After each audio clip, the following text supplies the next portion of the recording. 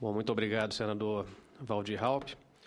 Aliás, eu agradeço ao senador Waldir, nas pessoas dos senadores Waldir Raupp e Luiz Henrique, o privilégio de receber esse convite para participar desse debate a que fez menção o Paulo César Ribeiro sobre possíveis mudanças no setor mineral e, mais especificamente, possíveis mudanças no que diz respeito a não apenas a legislação, mas uma política para minerais estratégicos para o país.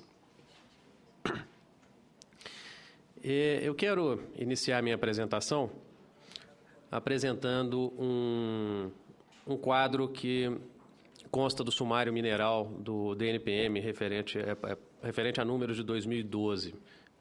E eu escolhi, o sumário mineral ele apresenta números relacionados à produção mineral brasileira de várias substâncias. Eu escolhi especificamente o conjunto de terras raras, porque talvez seja o conjunto de minerais mais emblemático quando a gente fala em termos de minerais estratégicos. É claro que o Plano Nacional de Mineração, que foi concebido pelo Poder Executivo recentemente, incluindo ações e propostas para um período de 20 anos, de 2011 a 2030, ele traz 3 conceitos diferentes para se definir um mineral como estratégico, mas aparentemente boa parte da discussão ao se falar de minerais estratégicos tem sido direcionada à questão das terras raras. E eu digo que esse quadro é emblemático porque ele revela uma grande dependência não apenas brasileira, mas uma grande dependência mundial no que diz respeito à produção de terras raras na China. A China, ela produziu em 2010, 2011, mais de 95% de terras raras consumidas no mundo, e ela detém aproximadamente 50% das reservas de terras raras conhecidas no mundo. Eu chamo a atenção para isso porque quando se fala em minerais estratégicos e quando se fala em minerais estratégicos no Brasil especificamente, nós temos que ter em mente não apenas a produção e a agregação de valor, mas também o conhecimento que existe a respeito das reservas. O Francisco Silveira, que me antecedeu, ele nos trouxe dados muito interessantes sobre o potencial brasileiro para terras raras, dados esses que foram corroborados também pelo Marcelo Tunes. Mas quando nós vemos um quadro como esse, que revela que as reservas no Brasil são de cerca de 40 mil toneladas, e nós comparamos com a China, em que nós temos 55 milhões de toneladas, essa discrepância, ela sem dúvida chama atenção. E com isso, eu queria passar para fazer uma pequena referência ao Zimmermann, que é um economista da primeira metade do século XX, e que ele dedicou boa parte dos seus estudos, do seu trabalho, para a análise dos aspectos econômicos relacionados a recursos naturais. E talvez uma frase muito conhecida dele seja justamente essa, que os recursos eles não são, eles se tornam.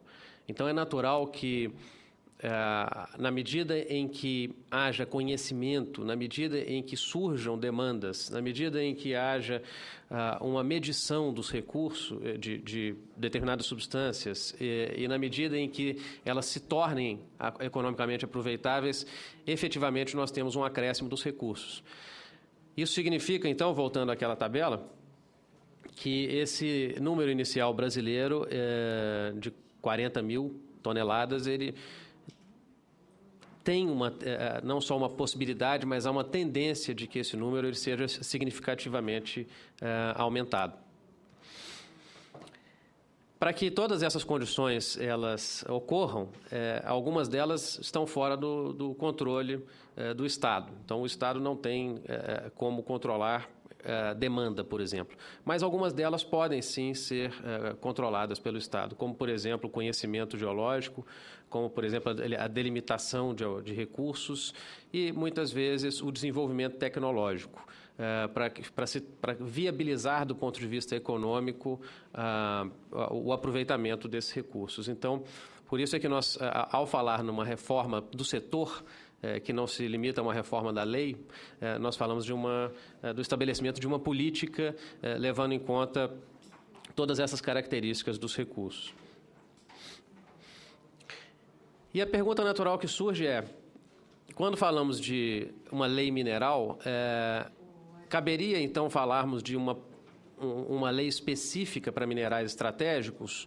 Ou, melhor dizendo, qual seria a forma de tratar especificamente, né, os minerais estratégicos? O primeiro ponto é nós definirmos um critério para saber o que é um mineral estratégico e o que não é um mineral estratégico, né? O próprio Plano Nacional de Mineração, ele nos traz 3 critérios, que é o critério da vantagem competitiva do Brasil, o critério da dependência em termos de importação e o critério dos minerais que são utilizados em bens de alta tecnologia, como, por exemplo, é o caso das terras raras. No caso da importação, o fato de o país depender da importação por si só é um fato que não é desejável, mas não necessariamente representa um grande problema para o país, desde que ele tenha segurança em termos de fornecimento. Quando nós partimos dessa premissa e analisamos a questão das terras raras, o problema que surge é que boa parte do fornecimento provém da China. A China, como a gente viu, produz mais de 95% das terras raras consumidas no mundo e, há alguns anos, ela começou a estabelecer cotas de exportação, por exemplo. Então, isso significa que não apenas nós somos dependentes em termos de importação, mas nós dependemos de uma única fonte, e essa única fonte ela tem estabelecido medidas que afetam a segurança do fornecimento. Então, daí nós temos uma situação muito delicada que é enfrentada não apenas pelo Brasil, mas por vários outros países e que, inclusive, já motivou a apresentação de demandas perante a Organização Mundial do Comércio. Mas, como mencionou mais cedo o Dr. Francisco Silveira, quando nós falamos de minerais estratégicos, não basta apenas conhecê-los e produzi-los, mas é necessário também que haja a transformação desse minério no país, ou mecanismos para que haja a transformação desse minério em outros produtos no país. Então, quando se fala em política mineral integrada, o objetivo é que haja uma inserção da política mineral em uma política macro, do ponto de vista econômico e industrial. E para isso, não basta apenas privilegiar-se única e exclusivamente levantamentos geológicos e a produção, mas também se valer de mecanismos de incentivo para a instalação de indústrias no país que realizem a transformação desses bens e mecanismos de incentivo para o desenvolvimento tecnológico, para a aquisição de tecnologia que vai efetivamente fazer com que essa indústria ela se torne viável no país. No que diz respeito à produção mineral propriamente dita, nós vimos aqui na apresentação do Dr. Francisco Silveira que há vários programas de levantamento geológico para que se gere um conhecimento maior sobre o potencial geológico brasileiro. E a partir desses programas é que a pesquisa mineral ela pode ser aprofundada. Então, a atividade mineral, necessariamente, integra pesquisa, desenvolvimento e a extração propriamente dita. A atividade de mineração ela não se resume na extração, mas ela envolve a pesquisa também. E é esse elemento da pesquisa que torna a atividade de alto risco, porque, ainda que haja um potencial em uma determinada região, não necessariamente haverá ali um recurso que possa ser economicamente aproveitável. Essa expressão, investimentos elevados, longo prazo e alto risco, é algo que caracteriza muito bem o setor mineral. E é algo, então, que é levado em consideração não só no momento em que se concebe uma legislação mineral no Brasil, mas também em outros países. Falando mais especificamente da legislação mineral, quando se fala de lei, né, integrada no ordenamento jurídico, o objetivo é exatamente trazer um mínimo de estabilidade e de previsibilidade para aquelas partes envolvidas. E, naturalmente, nós estamos falando de um bem que pertence ao Estado. Os recursos minerais pertencem à União, como prevê a Constituição. Então, é natural que o Estado ele tenha prerrogativas, é natural que o Estado ele detenha poderes e exerça esses poderes no que diz respeito ao aproveitamento dos seus recursos minerais, a pesquisa e o aproveitamento dos seus recursos minerais por empresas privadas. Então, o que se deve levar em consideração é justamente a medida adequada entre o exercício dessas prerrogativas estatais, que são naturalmente reconhecidas, e uma razoabilidade e previsibilidade para aqueles que desejem correr o risco inerente a essa atividade e, quem sabe, ter sucesso na sua pesquisa e poder iniciar a produção de recursos minerais.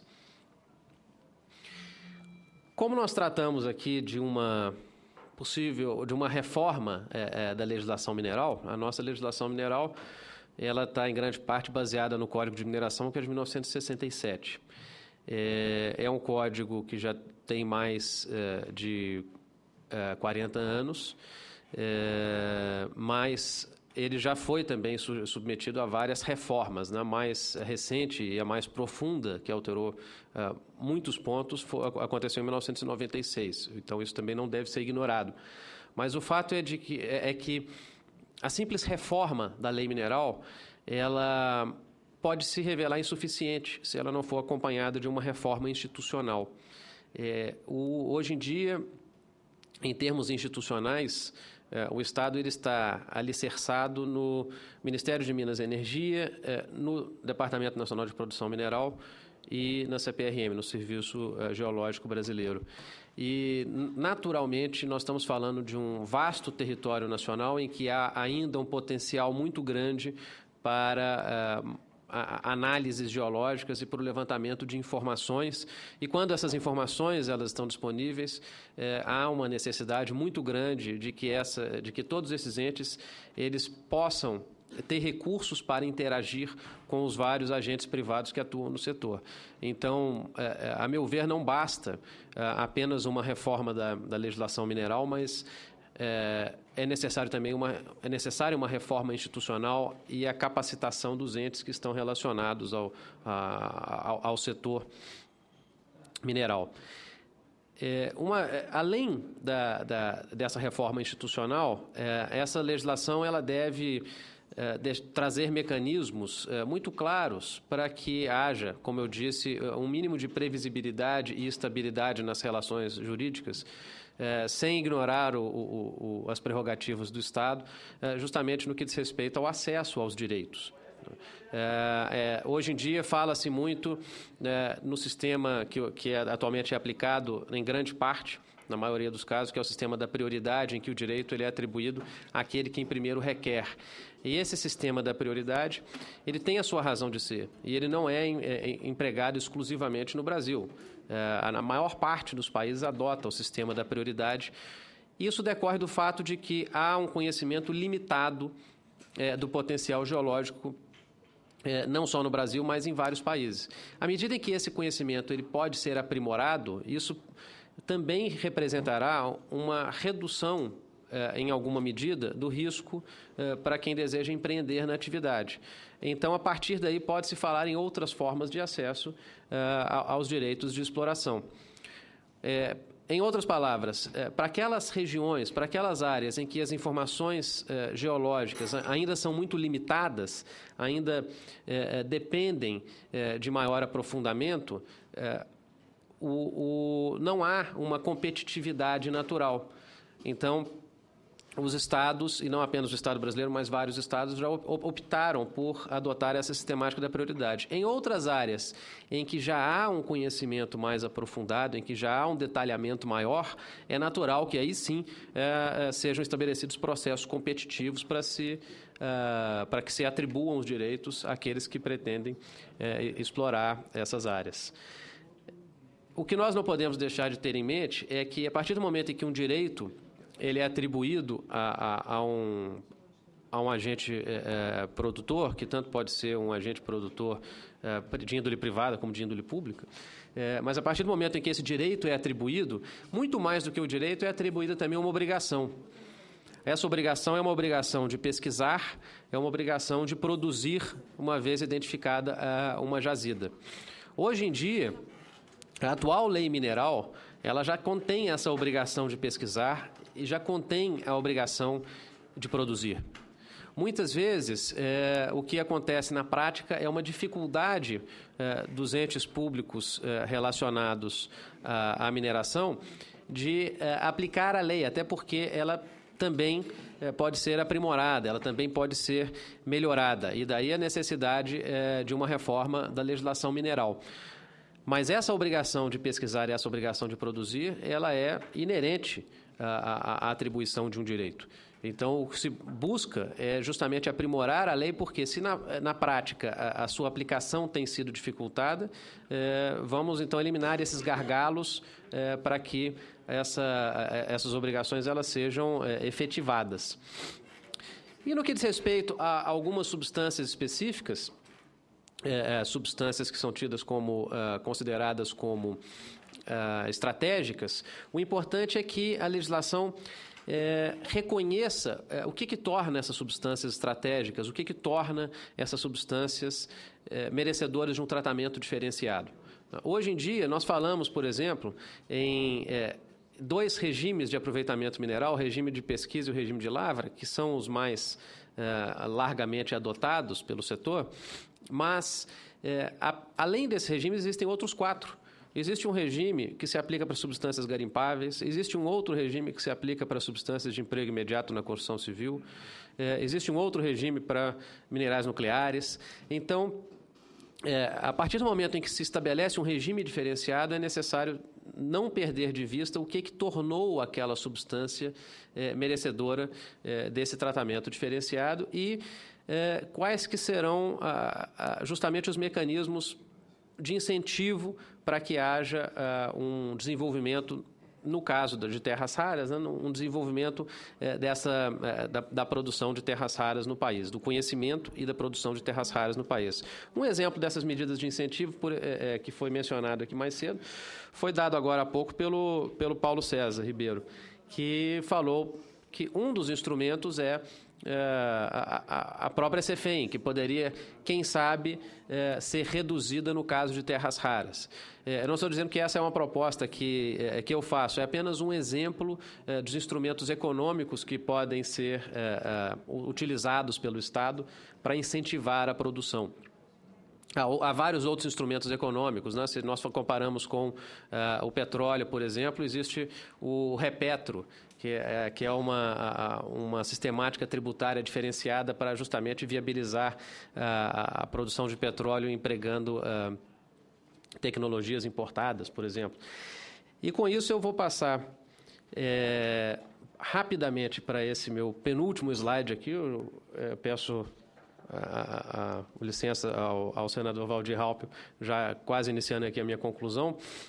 Eu mencionei também que a atividade, o setor mineral, ele está caracterizado pela necessidade de altos investimentos e, muitas vezes, por alto risco.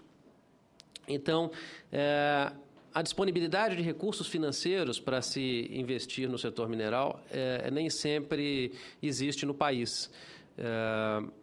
Uma das formas de se desenvolver uma determinada atividade, especialmente direcionada para minerais estratégicos, seria estabelecer programas de financiamento diferenciados, né? Atualmente, no setor mineral, boa parte dos recursos eles decorrem de investimentos que são feitos por interessados em ações que são lançadas de empresas de mineração em bolsas de valores, e há uma falta de tradição no que diz respeito a esse tipo de investimento em bolsa de valores aqui no país, tanto que talvez a maior parte dos recursos captados dessa forma sejam captados por empresas, até mesmo brasileiras, que listam suas ações na Bolsa de Valores de Toronto, como foi mencionado aqui mais cedo o caso da MBAC. mas também por meio de sistemáticas de empréstimos. E um dos pontos fundamentais no que diz respeito a empréstimos são as garantias. A legislação de hoje ela já prevê a possibilidade de que haja uma garantia, não sobre as reservas. As reservas elas pertencem à União e continuarão pertencendo à União até que haja a sua extração, até que haja a lavra. Mas a garantia ela pode incidir sobre os direitos minerários. O Código de Mineração atual ele já prevê essa possibilidade, mas requer um detalhamento e, inclusive, já há um projeto de lei em tramitação nesta casa que trata da possibilidade de se utilizar e aprofunda a questão da possibilidade de constituição de garantias sobre direitos minerários.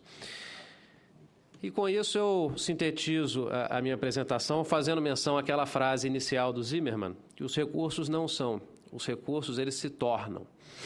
Os recursos eles são gerados, eles não são necessariamente pré-existentes. E a lei mineral que vai viabilizar a exploração desses recursos, ela vai girar em torno, ou ela vai sintetizar aspectos relacionados a esses 5 outros valores que eu coloquei nesse slide, envolvendo uma política mineral integrada, mecanismos de financiamento e estímulos ao investimento, um conhecimento geológico, mecanismos de desenvolvimento da tecnologia e, efetivamente, a pesquisa mineral que vai representar e vai concluir pelo valor de um recurso. Muito obrigado.